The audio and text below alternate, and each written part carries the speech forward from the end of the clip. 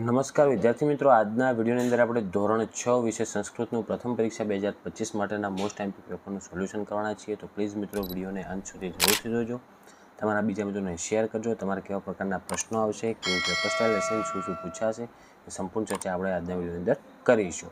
Okay મિત્રો, તો જો પહેલાં તમારે એના વાક્યનું સેમ ટુ સેમ અનુલેખન કરવાનું આવશે. જેમ કે 5 વાક્ય આપેલા છે, સેમ ટુ સેમ 5 વાક્યનું અનુલેખન કરવાનું.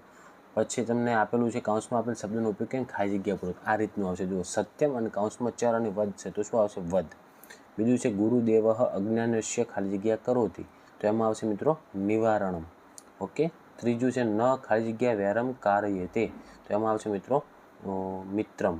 મિત્રથી કોઈ દિવસ વેર રાખવું જોઈએ નહીં એમ.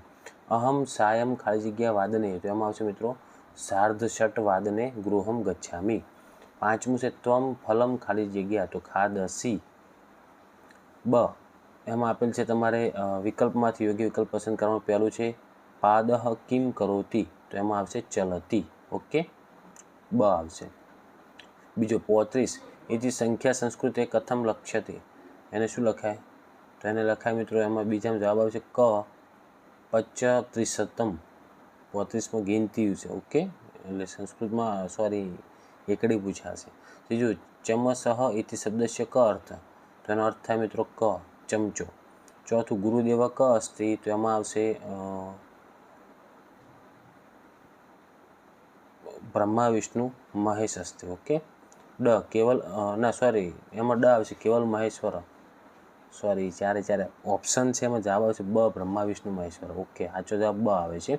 પાંચમું સા દંતે કિમ કરોતી, એમાં બ આવશે ખાદતી.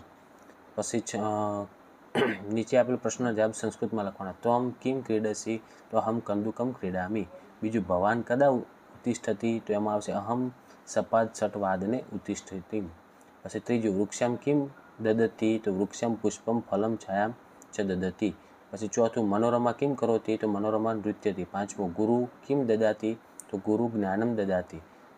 પછી છે ચિત્રમ જોઈ અર્થ પરથી સંસ્કૃત શબ્દ લખવાનું. પહેલું છે બેગ, તો એનું થાય ચિત્ર આપેલું છે તમે થેલાનું, તો એને શું કહેવાય? સ્યુતઃ. બીજું છે ફૂલ, તો એને કહેવાય પુષ્પમ. ત્રીજું છે નાક દોરેલું છે, તો એને કહેવાય નાસિકા. ચોથું શિયાળ છે, તો એને કહેવાય શૃંગાલહ. પાંચમું ઘર છે, તો એને કહેવાય ગૃહમ. પછી તમારે કાર્ય માટે અહમ સાથે સંસ્કૃત ક્રિયાપદ લખવાનું. ધારો કે હું જાઉં છું, તો અહમ ગચ્છામી. બીજું હું લખું છું, તો અહમ લિખામી. આનું સંસ્કૃત કરવાનું છે આવી રીતનું. ત્રીજું હું દોડું છું, તો અહમ ધાવામી. ચોથું હું જાઉં છું, તો એમાં આવશે અહમ પશ્યામી. પછી હું રમું છું, તો અહમ ક્રીડામી. પછી નીચે આપેલ શબ્દોને સંસ્કૃતમાં અનુવાદ કરો. આંખ, તો એને શું કહેવાય? નેત્રમ. કપાળ, તો એને શું કહેવાય? લલાટમ. ત્રીજું છે 100, તો એને શું કહેવાય? સતમ. ચોથું છે દીવો, તો એને શું કહેવાય? દીપહ. પાંચમું ચાવી, તો એને શું કહેવાય? કુંચી. ઓકે.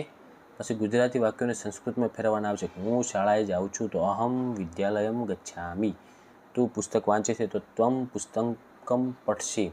ત્રીજું આ 4:30 વાગ્યાનો સમય છે. એષઃ સાર્ધચતુર્વાદનસ્ય સમસ્ય. પછી ચોથું તે છોકરી રમે છે, તો સા ક્રીડતી.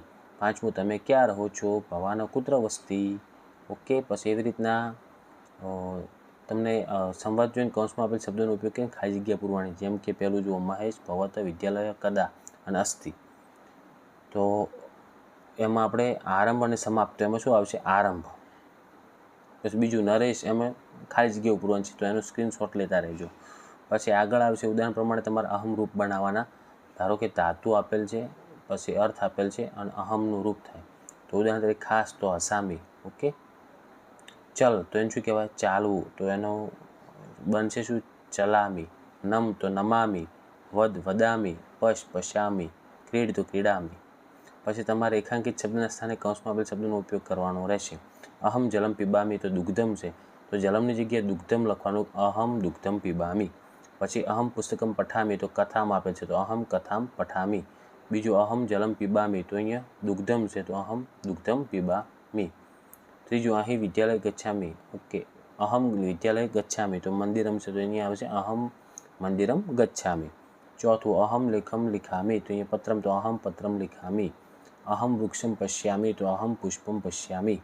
પછી શ્લોક પૂર્તિ જવાબ સાથે છે, સ્ક્રીનશોટ લઈ અને તૈયાર કરી નાખજો. ઓકે મિત્રો, તો આ થઈ ગયું આપણે ધોરણ 6 વિષય સંસ્કૃતનું ઓરિજિનલ પેપર સોલ્યુશન. તો આશા રાખું છું મિત્રો કે વિડીયો તમને ઉપયોગી બન્યો છે. તો વિડીયોને લાઇક કરો, તમારા બીજા મિત્રોને શેર કરો અને આવા ઉપયોગી વિડીયો માટે આપણી ચેનલને સબસ્ક્રાઈબ કરજો. હવે મળીશું મિત્રો આપણે નેક્સ્ટ વિડીયોમાં. Thank you so much for watching my videos. Thank you so much.